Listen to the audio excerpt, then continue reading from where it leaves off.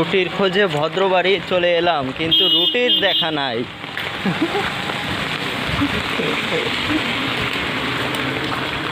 কোথায় কোথায় খুঁজবো, রুটি নেই। আর এর থেকে বাড়ি বসে কিছু আটা ময়দা কিনে রুটি তৈরি করে খেতে হতো।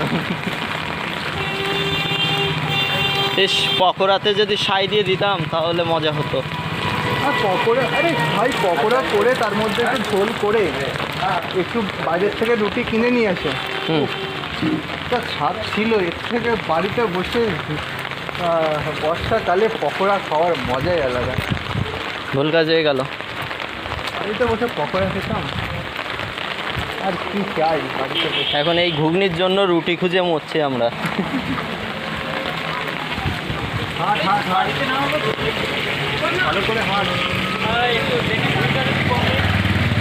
ঘুরি কমাবি, কিনে যাবো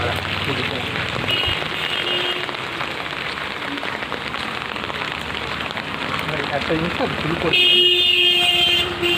মানে জিনিসটা ভুল করেছে। এই ভিডিও করছি, হ্যাঁ, তাহলে তো বলা যাবে না। ভুলটা তোকে বলবো, ভিডিওটা করা বন্ধ কর, তারপর বলবো। ঠিক আছে, তাহলে এখন বন্ধ করলাম।